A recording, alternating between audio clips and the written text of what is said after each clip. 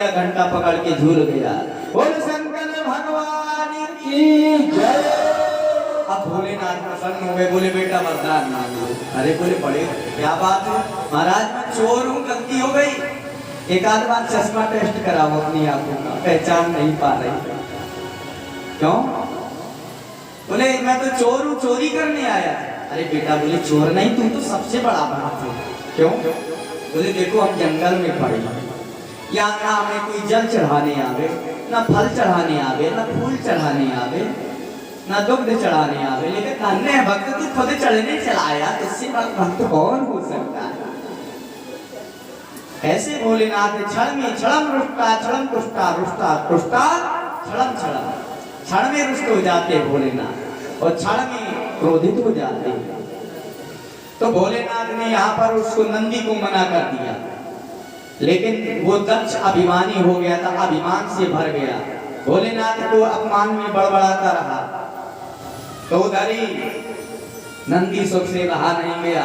नंदीसुर ने कहा कि हम श्राप देते हैं, जो भगवान शंकर की निंदा कर रहा है ये दक्ष क्यों नहीं, जाओ इसका मुख बकरी का हो जाए। उनके जो उस समय पुरोहित थे वो थे बाबा भृगु बाबा ने कह दिया कि जाओ शंकर जी के जितने भी गढ़ हैं सब राक्षस पिशाच हो जाए, पाखंडी हो जाए सब। अब यहाँ तुरंत ही शिव जी के गढ़ों ने जो नंदी ने कहा कि जाओ जितने ब्राह्मण है सब भिखमंगे हो जाए, सब भीख मांगने लगे।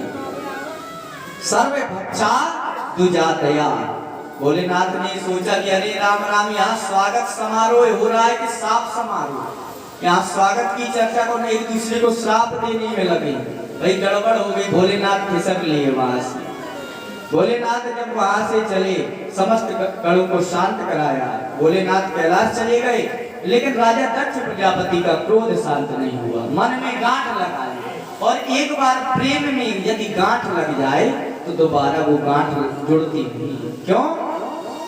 रही मन धागा प्रेम का, ना तोड़ो चटका, और टूटे से फिर ना जुड़े गांठ पर जाए। जो प्रेम का धागा होता है उसे तोड़ना नहीं चाहिए। यदि एक तो प्रेम संबंध कभी टूटता नहीं है, यदि एक बार प्रेम का संबंध टूट जाए तो दोबारा जुड़ता नहीं है।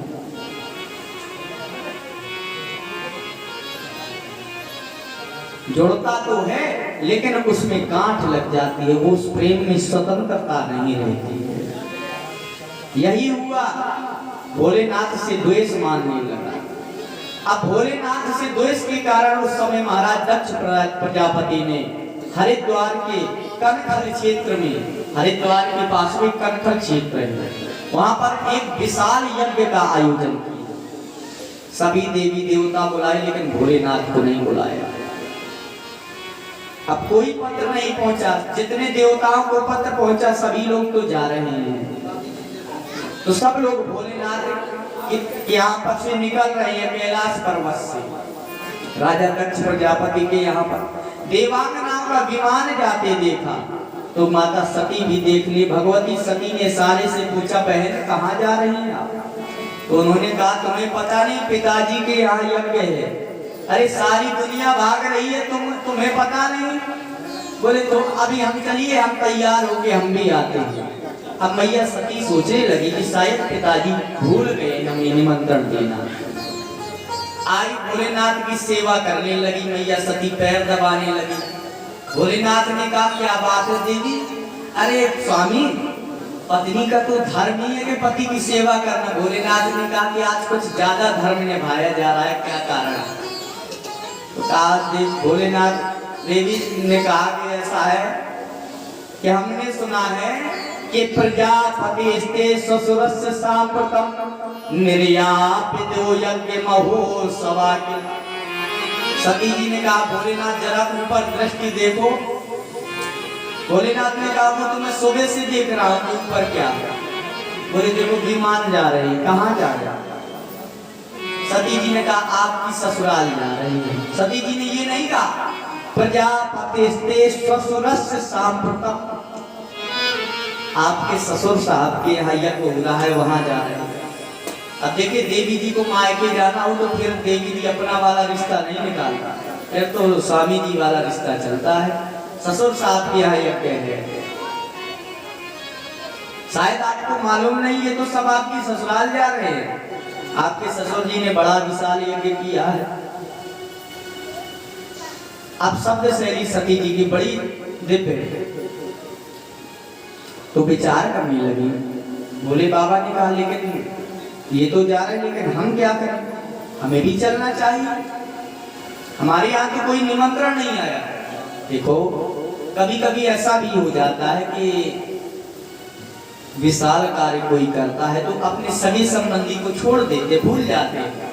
तो कहीं ऐसा हुआ कि बाबा हम तुम गए, कहा पिताजी कान पकड़ के उठ बैठने लगे कि गलती हो गई, सती तुम्हें निमंत्रण नहीं दे पाए, फिर क्या करेंगे।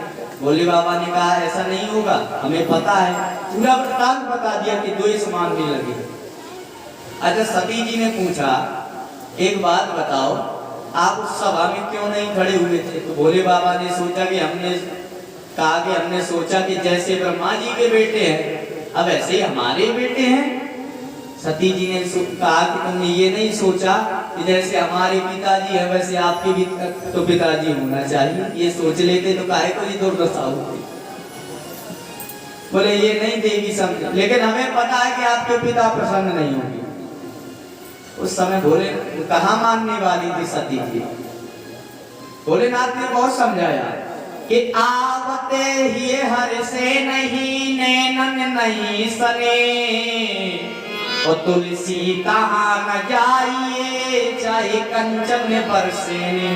जहाँ जाने से व्यक्ति के हृदय में प्रेम न आए, ऐसी जगह पर चाहे सोना क्यों न बिछा हो वहां कदापि नहीं जाना चाहिए। बड़ा समझाया, सती जी नहीं मान रही।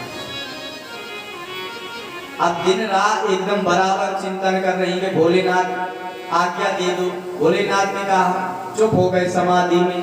अब सती जी कभी बाहर जाते हैं कभी भीतर जाते हैं कि भोलेनाथ आज्ञा दे दे। भोलेनाथ ने विचार कर लिया कि होई है सोई जो राम रचिया,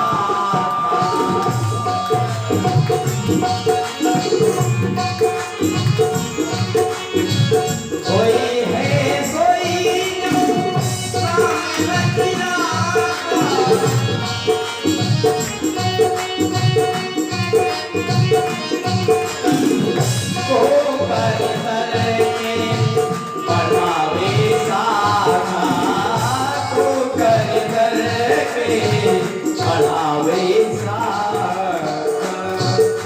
भोलेनाथ ने सोचा वही होगा जो राम जी को आएगा। भोलेनाथ समाधि में सभी जी निर्णय नहीं ले पा रही। निष्क्रामती निर्वसती दुधरासा, अब सती निर्णय नहीं ले पा रही कि कहाँ जाए। यज्ञ करेंगे थोड़ी देर में अंदर जाए बाहर जाए, भोलेनाथ के चरण पकड़ ले हम जा रहे हैं। अब बाहर तक जाए पीछे देखने लगेगा, भोलेनाथ कहना दे जाओ सती आज्ञा देते हैं चली जाए। फिर सती जी लौट आए, लेकिन अंत तो गत्ता सती निकल गई। भोलेनाथ ने नेत्र खोले, देखा कि सती काफी आगे निकल गई। तो भोलेनाथ ने अपने नंदी और सहित गणों को बुलाया, बोले जाओ सती को साथ में ले जाओ। अब नंदी सुनाए दौड़े दौड़े कहा, माता जी कहाँ जा रहे हैं। बोले हम अपने पिता के यहाँ जा रहे हैं। अरे बोले मैया जा रही है तो हम जैसे सेवक हैं आप पैदल जाएंगे, आज्ञा करो कहाँ चलना है। बोले पिताजी के यहाँ बड़ा यज्ञ वहीं चलना है। तो यहाँ पर सब चल दिए, जय जयकार करते हुए चले गए। और जैसे ही सती माता पहुंची तो वहां पर कोई किसी ने भी माता सती से बात नहीं की। लेकिन मिला कौन माता सती को कि सादर भाले ही मिली एक माता, भगिनी मिली बहुत मुस्काता। एक माता मिली, मैया मिली सती, लेकिन पहले जो मिली सब मुस्कुरा रही कि देखो इसको बुलाया भी नहीं, फिर भी बिना बुलाए मान ना मान मैं तेरा मेहमान। फिर भी सती जी ने कहा कि चलो माता ने तो प्रेम दिखाया, लेकिन जैसे ही माता सती गई यज्ञ मंडप के पास, देखा कि भगवत सब का स्थान है, उस यज्ञ मंडप में भगवान भोलेनाथ का कोई स्थान नहीं। सती माता सोचने लगी कि देखो मैंने शिव का अपराध किया, बात नहीं मानी, यहाँ मेरे पिता ने भी शिव का अपराध किया, तो मुझे ऐसे दो दो अपराध मैं नहीं सहन कर सकते, अब मैं इस देह से पुनः लौट के नहीं जाऊंगा। उसी समय माता सती ने योगाग्नि के द्वारा अपने देह का परित्याग कर दिया। बोलिए शंकर भगवान की जय। जिस समय भोलेनाथ को पता चला कि माता सती ने देह का परित्याग कर दिया, भोलेनाथ क्रोधित हो गए और क्रोध कर पता चला, क्रोध से एक जटा उखाड़ी जमीन पर पटक दी, भयंकर शिव जी का गढ़ वीरभद्र प्रकट हो गया, गर्जना करता हुआ वीरभद्र प्रकट हो गया। बोलिए वीरभद्र भगवान की जय। जैसे ही वीरभद्र कहिए भोलेनाथ क्या क्या, बोले जाओ दक्ष का यज्ञ विध्वंस कर दो। यहाँ भूत प्रेत को लेके आया, पूरा महाराज दक्ष का यज्ञ विध्वंस कर दिया। रघु बाबा थे, रघु बाबा की दाढ़ी नोच लिए, पूषा ऋषि थे, पूषा महाराज के दांत तोड़ दिए और दक्ष प्रजापति का सर काट करके यज्ञ मंडप में स्वाहा कर दिया। अब इधर हाहाकार मच गया कि भाई ऐसा यज्ञ तो कभी नहीं हुआ जो पूरा ना हो, लेकिन ये यज्ञ तो अधूरा हो गया, कहाँ जाए? तो सब लोग गए कहाँ? भोलेनाथ के पास। सब दौड़े ब्रह्मा जी के, ब्रह्मा जी भोलेनाथ के यहाँ ले गए, बोले भोले बाबा यज्ञ विध्वंस हो गया, यज्ञ पूरा करिए। भोले बाबा की जब जैसे ही प्रार्थना करी भोलेनाथ प्रसन्न हुए, क्योंकि भोलेनाथ कैसे है?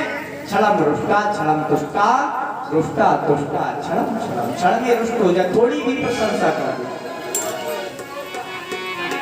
भोलेनाथ से ज्यादा दयालु कोई नहीं है, ना भोलेनाथ से कोई निराला है। ऐसे भोलेनाथ तुरंत जब प्रार्थना करी सभी ने, तो भोलेनाथ का स्वभाव कैसा?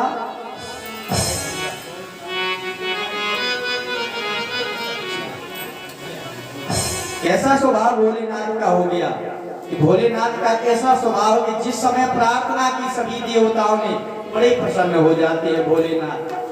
और अगर भोलेनाथ का साथ मिल जाए तो संसार के साथ की आवश्यकता नहीं, क्योंकि कहते हैं सब लोग कि भोले बाबा से जब मेरा मन लग गया तो मन जगत से लगा कर के मैं क्या करूं।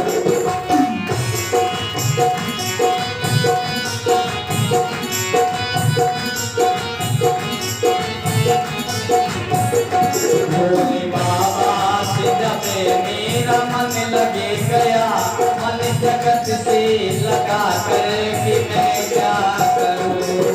बाबा से मन लग गया,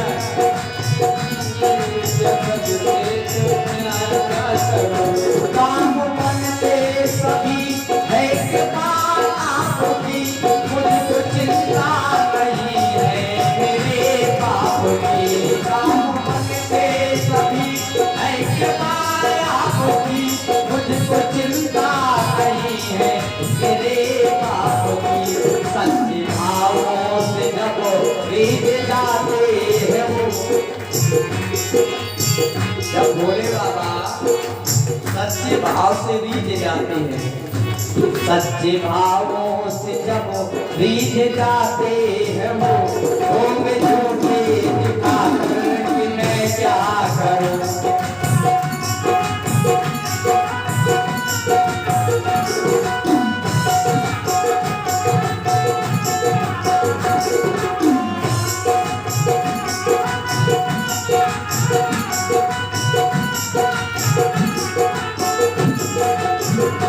भोले बाबा से जब मेरा मन लगे गया, भोले बाबा से जब मेरा मन लगे गया,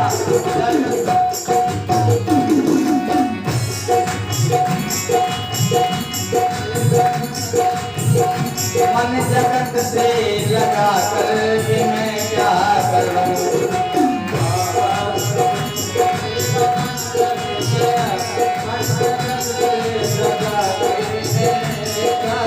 क्यों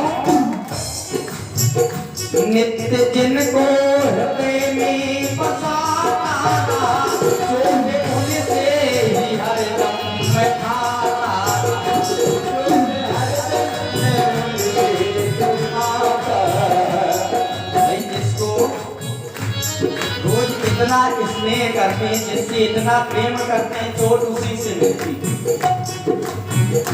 नित्य दिन को हृदय में बसाता रहा, चोट उनसे ही हरदम मिटाता।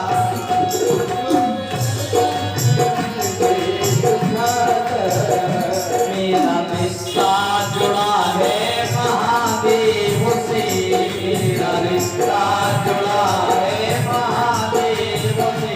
व्यर्थ रिश्ते निभा कर भी मैं क्या करूं, मेरा रिश्ता जुड़ा है महादेव से। व्यर्थ रिश्ता जुड़ा है तो मैं क्या करूं। भोले बाबा से जब मेरा मन लगे गया, भोले बाबा से जब मेरा मन लगे गया, मन जगत से लगा कर कि मैं क्या करूं।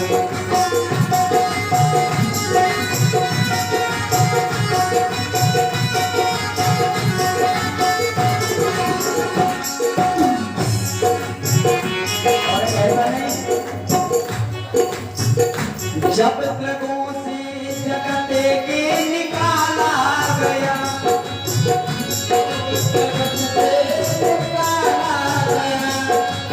संसार की जब आंखों से हम उतर जाते तो हम किसकी शरण में, वही बाबा की शरण में आते हैं। जब जगों से जगत के निकाला गया, जने अंकुश से शरण में आके पाला गया।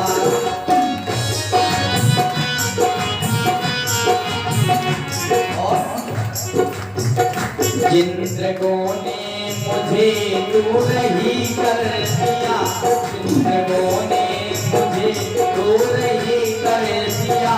उन द्रगों में समा कर कि मैं क्या करूं।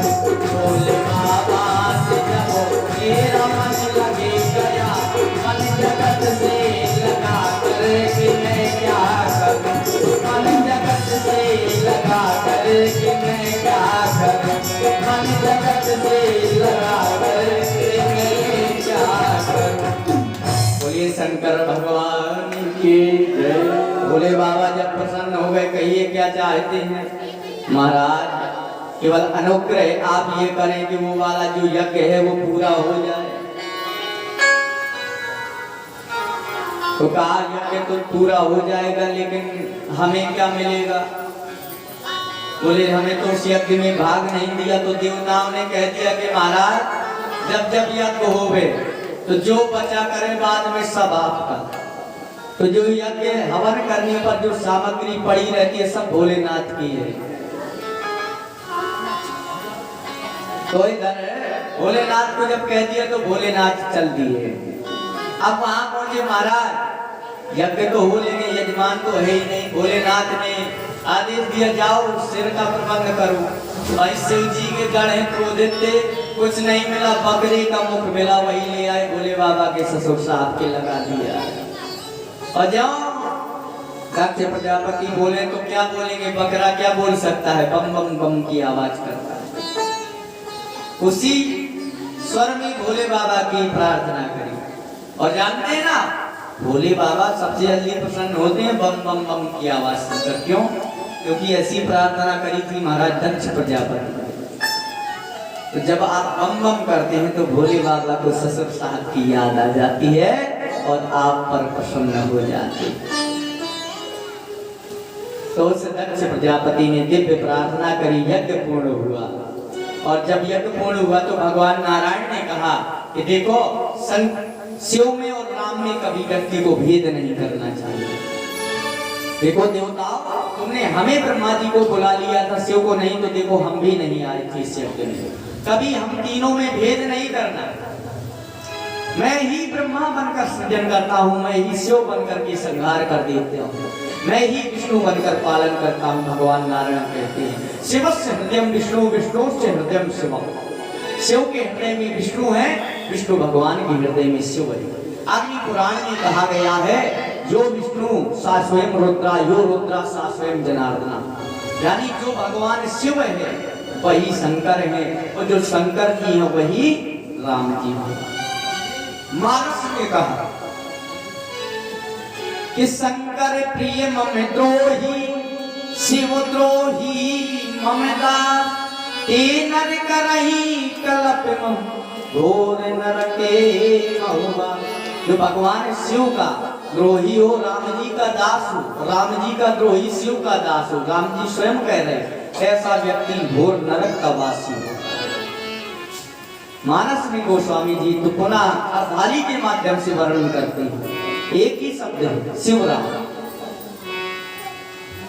कि शिव द्रोही मम दासे कहावा सोनार सपे हो मोहि नहावा।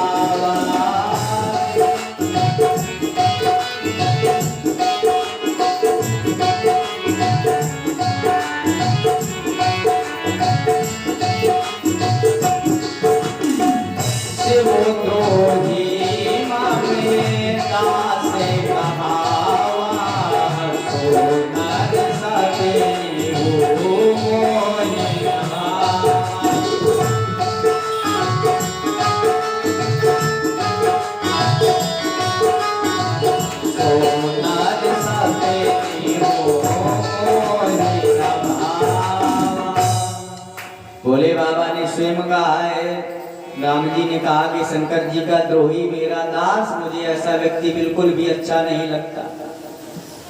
क्योंकि स्वयं भगवान राम और शंकर एक दूसरे के, इनमें क्या संबंध है? एक और अर्धाली से इनका संबंध सेवक सखा स्वामी सी अपनी। राम जी और शिव जी में क्या संबंध है? एक दूसरे के सेवक भी है, एक दूसरे के मित्र भी हैं, एक दूसरे के स्वामी भी हैं। कभी राम जी रामेश्वर रूपी शिव की पूजा करते हैं, कभी शिव जी, कभी क्या शिव जी तो सदैव राम जी का चिंतन करते रहते, कोई भेद नहीं। शंकर राम में भेद नहीं है, और जहां भेद तहां वेद। कि हरे हर एक हैं दोनों, न ये कमो है न वो कमो है। हरे हर एक हैं दोनों, न ये कमो है न वो कमो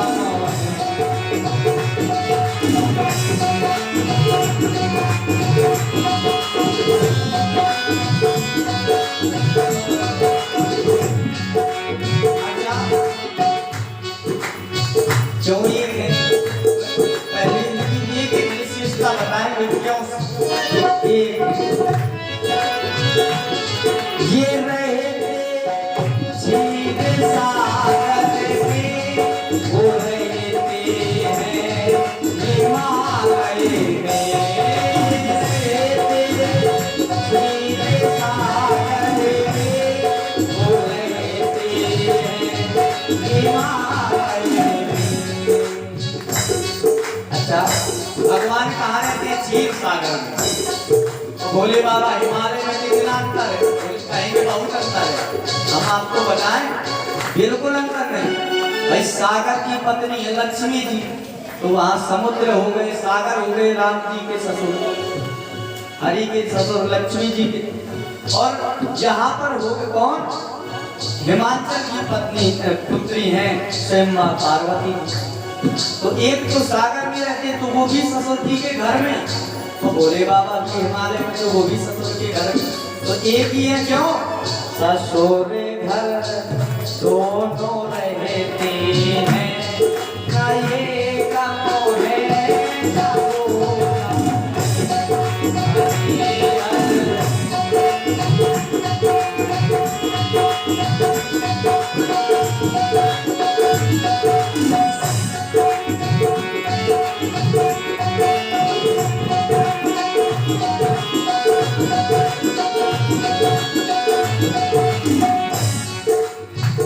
वो व्यक्ति ने पूछा कि ससुर जी के घर में रहने तो डर के रहना पड़ता होगा।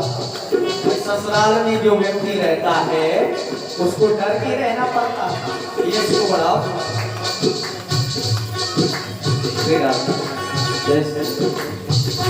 किसी ने पूछा कि ससुर जी के घर में डर के रहते हैं? बोले नहीं, दोनों एकदम अपने जलवे के साथ रहते हैं। ऐसे इन्होंने सिंधु को दाता, उन्होंने अच्छे से काटा,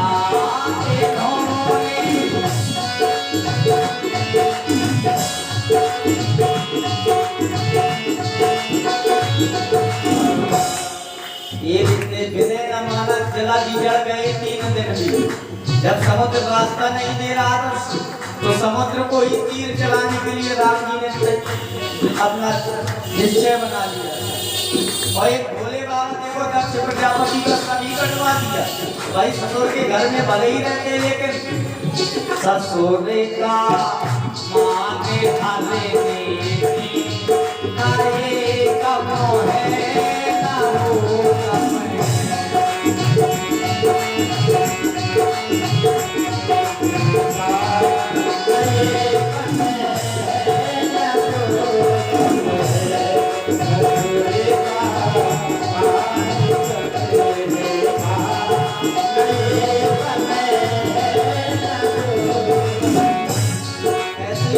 भजन सुना रहे थे। एक व्यक्ति बोला बाद में, बोले पंडित जी ये बात कैसे है? बोले बाबा तो भांग पीते, राम जी क्या पीते? हमने कहा बात तो सही कह रहे हो आप। सामने कहा देखो भैया क्या विशेषता है। वो पीवे प्रेम का प्याला, राम ही केवल प्रेम प्याला। वो पीवे प्रेम का प्याला, ये पीवे भांग का प्याला। पीवे प्रेम का प्याला, ये पीवे भांग का। नशे में दोनों रहते भाग्य की नशे में दोनों रहते हैं, ना ये गम है ना वो गम है। नशे में दोनों रहते हैं, ना ये गम है ना वो गम है।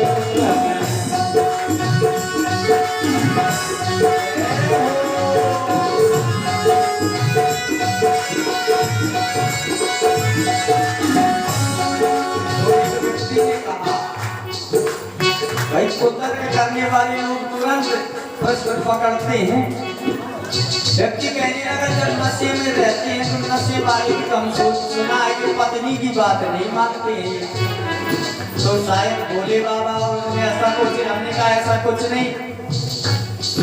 ओमा की बातें ये माने, रमा की बातें वो माने।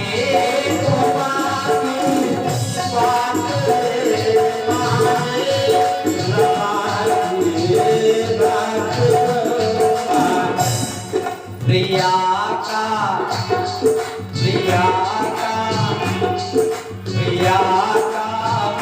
मांगे रखने में, अरे कम है ना वो कम है। प्रिया का मांगे रखने में, अरे कम है ना वो कम है। हरे हरे में दोनों, अरे कम है ना वो कम है। हरे हरे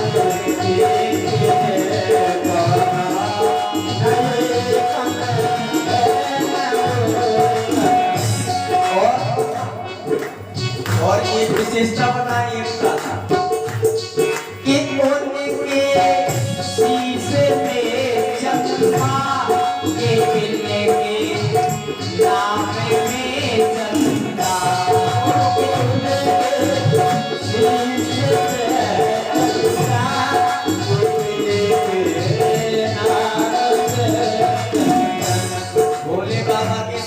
चंद्रमा है, राम जी के नाम में चंद्र है, राम जी नहीं कृष्ण चंद्र रामचंद्र। तो भक्त का माने रखने में आए का मोहे ना हो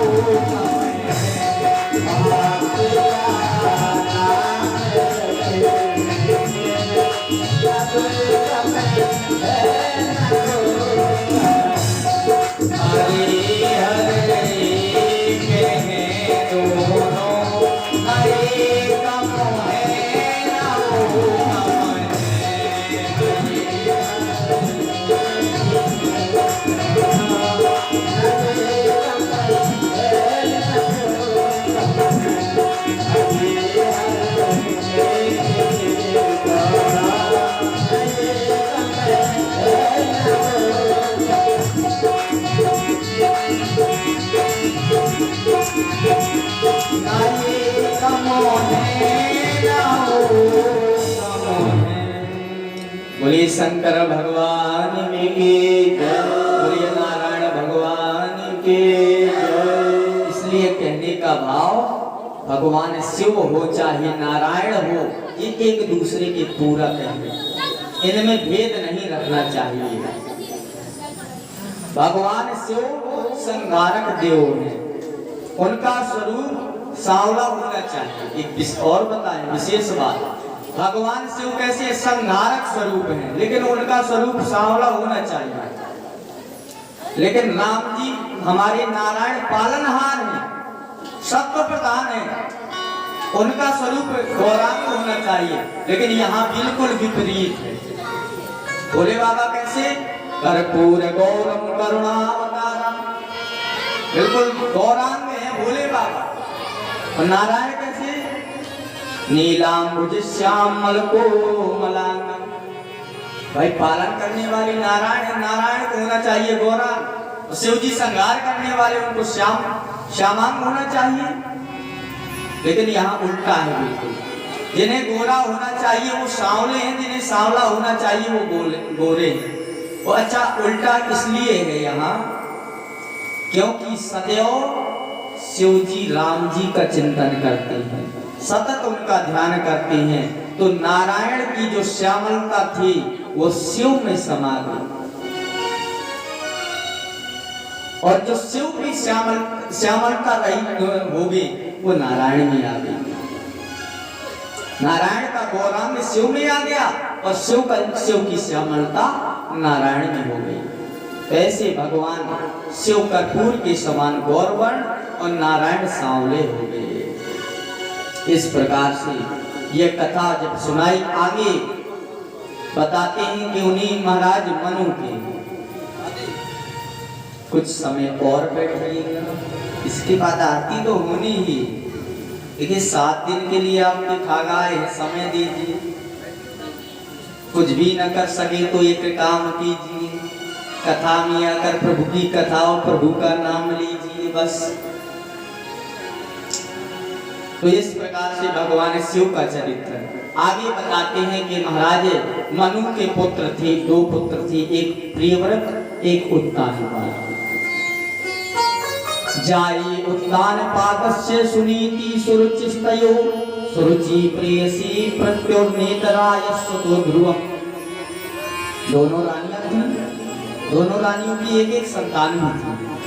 बड़ी बेटी थी सुनीति, छोटी थी जो बड़ी रानी थी सुनीति, उसका बेटा था ध्रुव, छोटी रानी सुरुचि, उसका बेटा था उत्तम। महाराज उत्तानपाद के पुत्र थे। अच्छा ध्यान दें, हम उत्तानपाद का क्या अर्थ है? उत ऊर्ध्वो पादो यस्य सा उत्तानपाद, यानी जिसके ऊपर पैर हो नीचे सर हो वही उत्तानपाद। जब बालक माँ के गर्भ में रहता है तो उत्तानपाद बनकर ही पृथ्वी पर आता है। ऐसे ही हमारी केवल उत्तानपाद जी की 2 रानियां नहीं थी, हमारी भी 2 रानियां हैं, सभी की। कोई कह दे कि हमारा तो विवाह नहीं हो, फिर रानी कहाँ से आ गई? 2 रानियां ऐसे हैं, एक सुमति एक कुमति। भाई जो एक सुरुचि एक सुनीति, जो अच्छे कर्म करावे नीति के अनुसार कर्म करावे जो मति वो सुनीति, और जो अपनी रुचि की जो